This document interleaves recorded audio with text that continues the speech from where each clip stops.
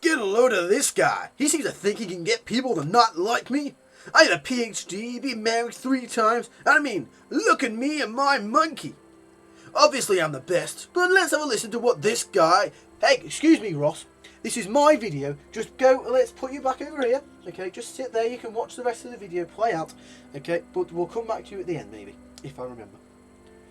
As he said, though, he has been married 3 times. He has shouted, "We were on a break," more than anyone can count. And somehow, he might still be the best Friends character. In Friends, there are lots of cool characters, including the 6 core members of the Friends group. Over the next few weeks, we'll be looking at each of the core members and maybe a few of the cool side characters as well to be able to try and definitively determine who is the greatest member of the Friends crew.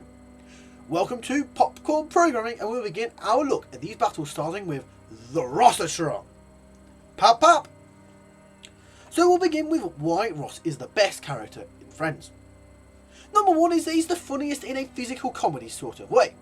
The Rossosaurus Rex isn't just witty, he's chaotic. I mean, you've got the leather pants scene, the teeth bit, pivot, pivot, pivot! The spray tan disaster, to name but a few.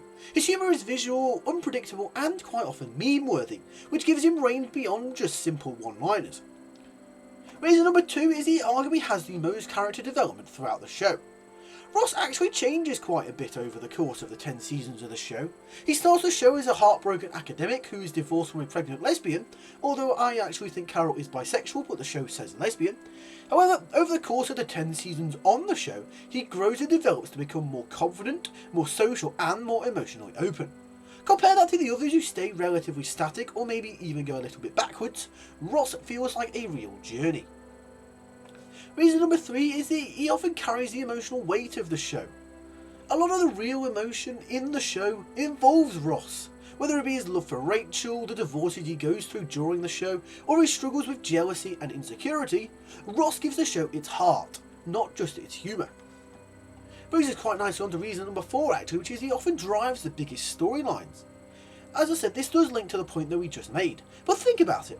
Ross and Rachel are the core arc of the entire show, which led to We Were on a Break, which has since become one of TV's most iconic debates. Also, his storyline is the scenario that leads to Chandler and Monica getting together. He tries his best to help Phoebe and Mike get together, and he kisses Joey to try and help Joey get an audition, which that one isn't quite as good as the rest, but it's still a really good moment for Ross. Without Ross, though, Friends does lose a lot of its narrative engine of the main storylines. And that brings us nicely on to reason number 5, which is that he's the most layered character. Ross is intelligent, but he is socially awkward. He is very romantic, but deeply flawed. He is kind, but very insecure. This contradiction makes him complex and human, not just a caricature. However, it is worth noting that with this complexity comes several reasons as to why Ross isn't the best character. Let's take a look at a few of those, shall we? Reason number 1, which is that he can be really toxic. And this gets highlighted at several points. Some examples are his extreme jealousy towards Rachel, and this happens a few times throughout the show, but in particular during the Mark situation.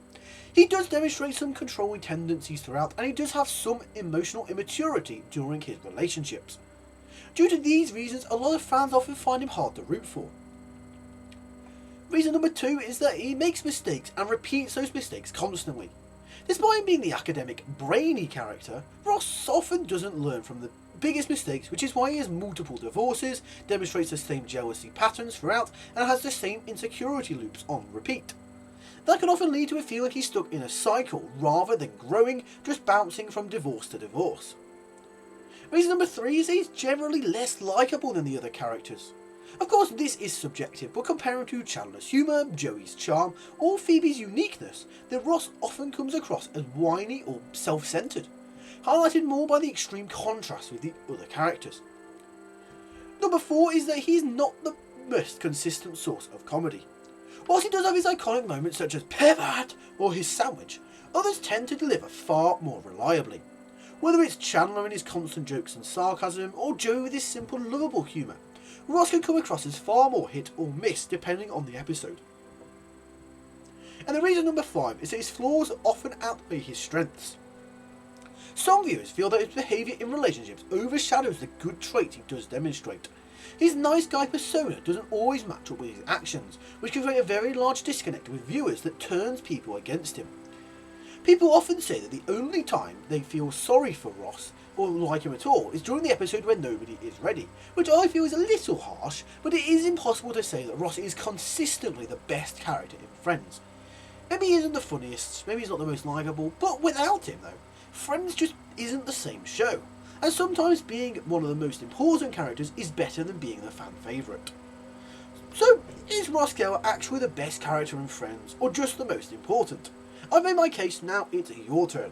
Let me know in the comment section, and don't worry, I can already hear you typing out we were on a break. But that is all for this video, so if you enjoyed it, be sure to give it a thumbs up and click the subscribe button if you're new around here. That's all for now, so I'd like to thank you for watching, and we'll see you later. Pop pop! See ya! Damn, he did the impossible! That was actually an excellent video. He may have made me pivot my own opinion of myself. Thanks, Ross, for that review. That was... Can you believe him?